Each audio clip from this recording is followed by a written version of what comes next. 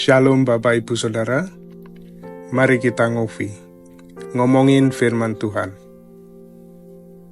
Sebelumnya mari kita berdoa. Tuhan, kami akan ngobrol tentang firman-Mu.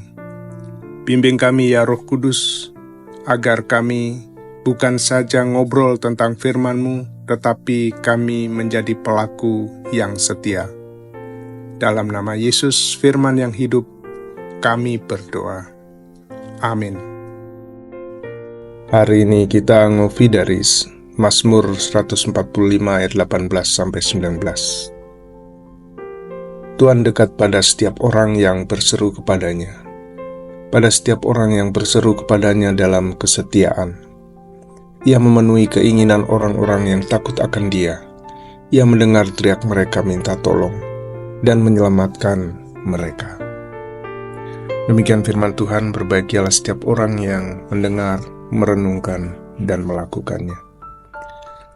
Judul renungan hari ini, Tuhan mendengar seruanku. Pernahkah saudara merasa jauh dari Tuhan? Seperti doa-doa saudara tidak didengar. Pada saat-saat itu, Mazmur 145 ayat 18-19 ini mengingatkan kita bahwa Tuhan tidak jauh, tetapi sangat dekat bagi mereka yang mencari Dia dengan tulus. Di tengah dunia yang bising dan penuh tuntutan, tempat orang-orang mungkin mengecewakan atau mengabaikan kita, ayat ini meyakinkan kita bahwa Tuhan mendengar dan Tuhan dekat dan setia. Mazmur 145 adalah mazmur pujian yang ditulis oleh Daud. Mazmur ini mencerminkan kesadaran yang mendalam akan karakter Tuhan. Kebesaran, kebaikan, belas kasih, dan kesetiaannya. Ayat 18 dan 19 menyoroti kedekatan, hubungan antara pemazmur dengan Tuhan. Dia tidak hanya berkuasa dan agung, tetapi Allah juga penuh perhatian. Pribadi yang mau hadir bagi mereka yang mencari Dia dengan tulus dan penuh rasa hormat. Mazmur ini dibacakan setiap hari dalam tradisi Yahudi. Disusun sebagai puisi yang akrostik. Setiap ayat dimulai dengan huruf alfabet Ibrani yang berurutan, yang melambangkan kelengkapan pujian kepada Allah. Beberapa hal yang bisa kita pelajari dari bagian ini. Yang pertama, Tuhan dekat pada setiap orang yang berseru kepadanya. Tuhan tidak jauh.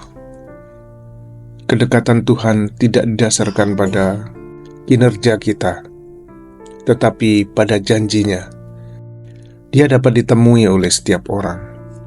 Bukan hanya sebagian orang saja yang memiliki hak istimewa, tetapi setiap orang bisa datang kepada Dia.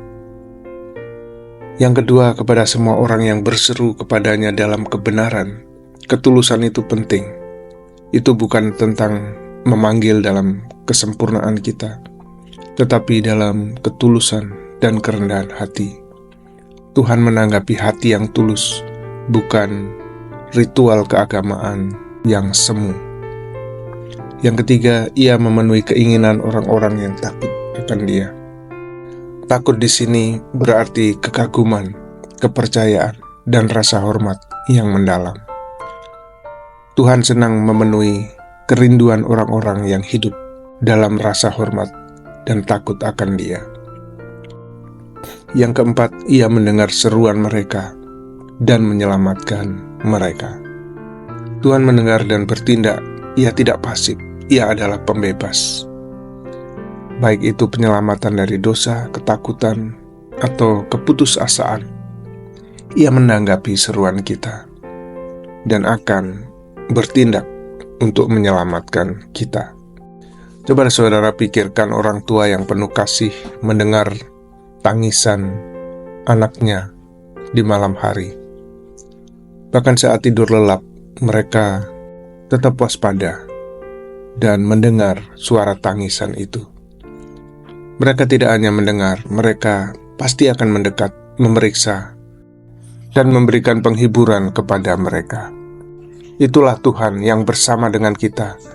Dia dekat dan selalu sadar, tidak pernah Dia mengabaikan anak-anaknya. Oleh karena itu, berserulah kepadanya. Datanglah dengan ketulusan dan hiduplah dalam rasa hormat kepada Dia. Milikilah ketenangan karena Dia ada di dekat saudara. Mari kita berdoa. Bapa di surga, terima kasih karena Engkau bukanlah Allah yang jauh, tetapi Bapa yang hadir dan peduli. Tolonglah aku untuk mencari Engkau dalam kebenaran, untuk hidup dalam rasa hormat, dan untuk percaya bahwa Engkau dekat. Penuhi diriku dengan apa yang selaras dengan kehendak-Mu. Terima kasih Engkau telah mendengarku, menyelamatkanku, dan selalu ada di dekatku. Di dalam nama Yesus. Amin.